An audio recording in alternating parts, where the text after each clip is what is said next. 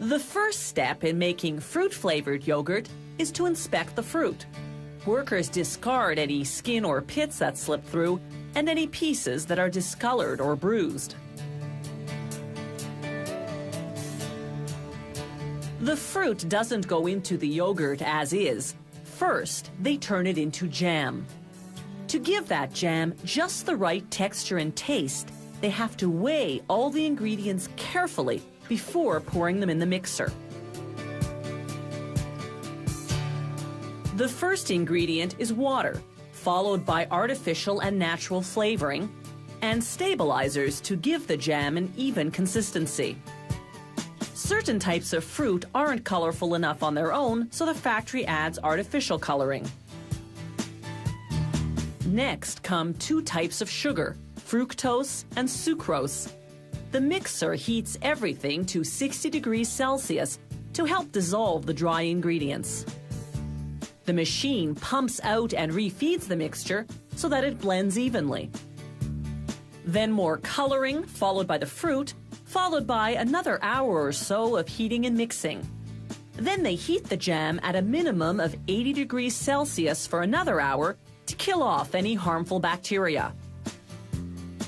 To prepare the yogurt, they mix different powdered milk products with milk and cream.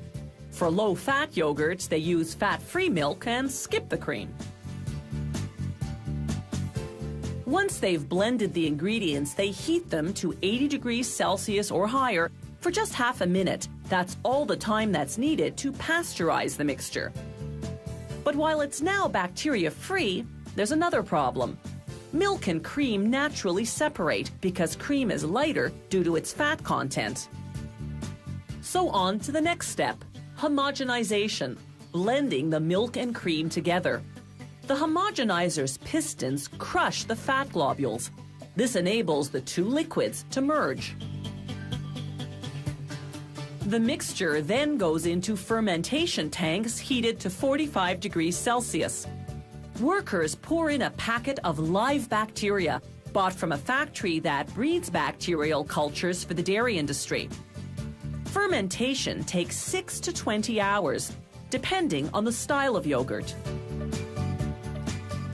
The factory manufactures the yogurt containers right on the packaging line, using plastic sheets and paper labels.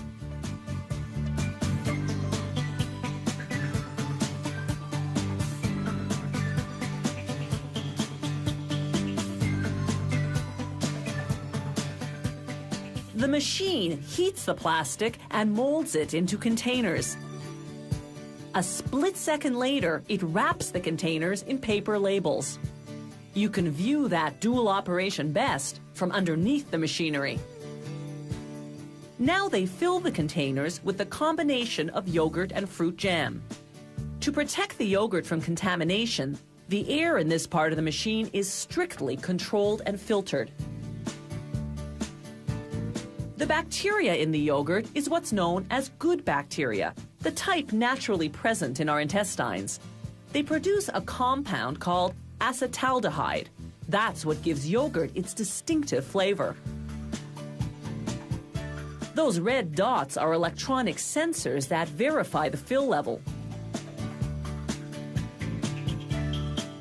The container covers are made of thin but strong aluminum. First, the sheet of covers passes upside down over a printer, which stamps on the expiry date.